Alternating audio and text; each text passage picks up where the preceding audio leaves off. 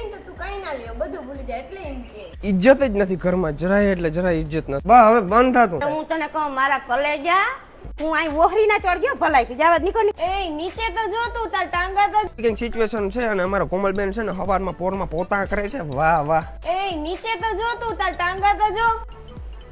Sorry, આવું ખેતરમાં જઈને સીધો ઓહરીમાં આવે. I am sorry. बेहान कर दिया, तो बेहान पाछड़ બધું बेहान कर दिया. को अच्छे से साफ करना पड़ेगा क्योंकि खेतर में से आया हूँ ना, गारा चोटाड़ दिया है भाई. हवार हवार में हमारे आવું હાલે આમાં. ગાયરું ખાવાની, પછી આપણે પરોઠા ખાવાના, પહેલા ગાયરું ખાવાની, કારણ કે આપણા ધંધીના જીવા હોય છે. હવે હાલી છે કોમલ, જોતા એટલા ચોખ્ખા કર નહીં થા. તો સંપલ ઉતારીને જાવ ને તો હું વાંધો હે. સંપલ પણ વાહ તો પહેરવા પડે કે નહીં? વ્લોગ ની અંદર કે હું કે એ સોરા પણ અહીંયા અમે માં દીકરીને એવરી નથી થાવે, ખપ ખપ કટું નો વરી માંથી વરે ક્લિપ ઉતારી આવે આમ ને તેમ કરતું. અહીંયા વરી ભરે જોતા ગારો સોઈટો ત્યારે હું નીકળ આ કલાક સુધી ના જો. હું તને કોણ પોતા હું કહીતા હું યાદ આમ માં દીકરી પણ નેવરી નથી થતી આમાં તારા વાહે. વાહ, બહુત બડા અત્યાચાર હો રહા હે. હવે મારા પગ તો ઓલા ધોવાઈ ગયા છે, એમને જવા દે.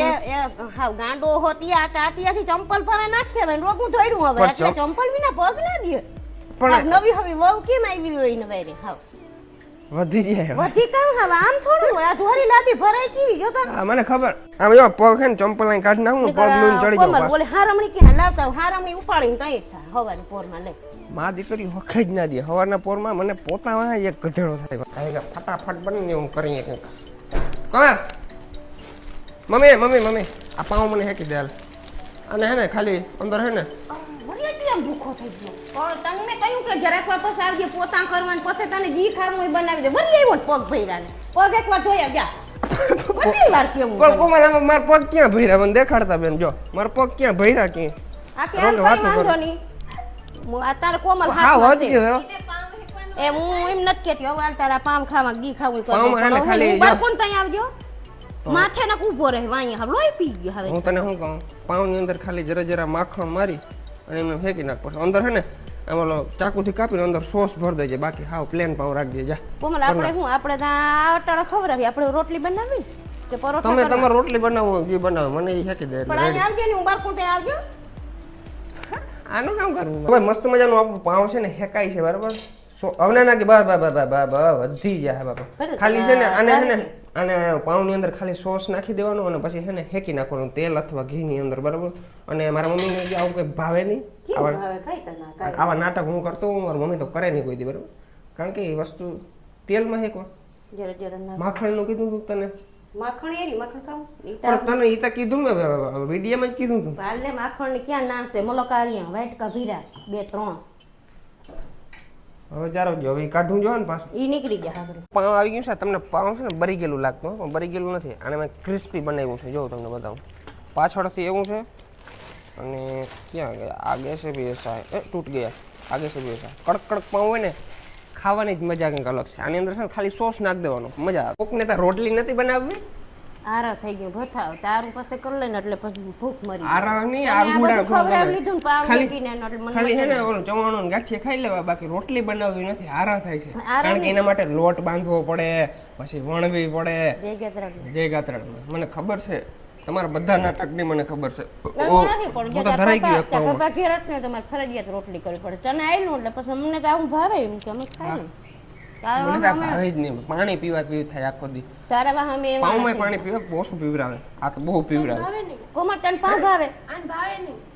ના જ ભાવે ને આ ગાંઠિયા હું વિડિયો બનાવું. લુખા ગાંઠિયા ના ભાવે કે ખાવો. કોમર તારો પાવ ખાવું તો દી હેકી દો. હવે છે ને આપણે ગામમાં જવાનું છે કારણ કે મસાલા ને એવું બધું થઈ રહ્યું છે. મમ્મી કઈ લેવાનું છે ગામમાંથી? એ બકાલું ના ભૂલજે, બકાલું ના ભૂલજે ને વારી ખપ ખપ કરતો ધોયડો આવે. આખણી તાર પપ્પા આવી જાય હાથ બકાલું જે બધું ફ્રીજમાં ખાલી ખમ છે જોઉં ને બરાબર. ખપ ખપ કરતો ધોયડો આવે ને કઈક માણસ વ્યવસ્થિત બોલે કે ભાઈ તું ભૂલી જાય મારા દીકરા, તું એમને ના આવજે, હું તને ફોન કરી બકાલું લેતો આવજો, ભૂલજે નહીં મારો દીકરો એમ કહેતો.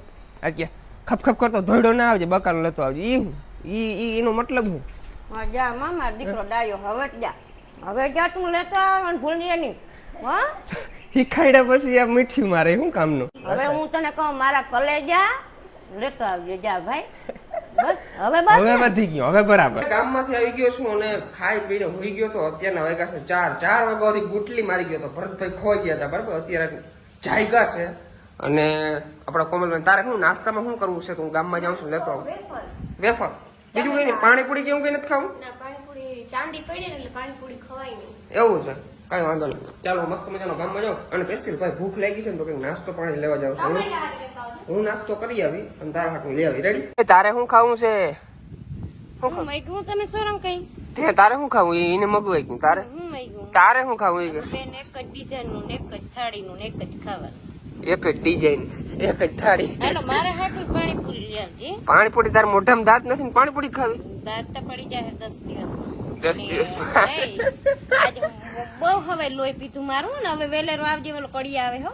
ઓકે ચાલો કઈ વાંધો નહીં. એ પછી ઓલા નકશો દોરવાના હે આમ આપણે આછા પાતરા ભરત ને મકાન કરતા રેડી. ના ભાઈ મારે છે ને 2 રૂમ બનાવવા છે સ્પેશિયલ. એટલે ટૂંકમાં એમ નહીં, મારે ઓફિસ બનાવી છે. મારે ટૂંકમાં મારે પર્સનલ હોવું જોઈએ એમ. ટૂંકમાં એડિટિંગ કરવાનું મારું બધું કામ ન્યા જ થવું જોઈએ એ રીતના છે ને 2 રૂમ બનાવવા છે. એ તાલા કાપીને જ રહેતા. હા મને ખબર છે મને. ના મસ્ત આપણે લક્ઝરી રૂમ બનાવવાના છે એટલે એવું કઈ નથી. 2 મસ્ત મજાના રૂમ બનાવવા છે અને થોડી વારમાં કડીઓ આવે છે અને ખંભાળિયાથી આવે છે કડીઓ બરાબર. અને હું છે ને અત્યારે ગામમાં જાઉં છું, થોડી દેર નાસ્તો કરતો. તો ભાઈ નાસ્તો આપણે લઈ લીધો છે અને હવે ડાયરેક્ટ જાય ઘરે, કારણ કે મારે પાણીપુરી ખાવી હતી પણ પાણીપુરી વાળો ભાઈ છે ને હતો નહીં, એક બીજો હતો પણ એને મજા નથી આવતી બહુ. આ પાણીપુરી વાળો ભાઈ છે ને બહુ મસ્ત પાણીપુરી બનાવે છે એટલે ટૂંકમાં ન્યાય મજા આવે. બાકી બીજા ભાઈ બનાવે છે ને મજા નથી આવતી. મેં કીધું કઈ વાંધો નહીં, સ્નેક ખાઈ લેશું કોથળી.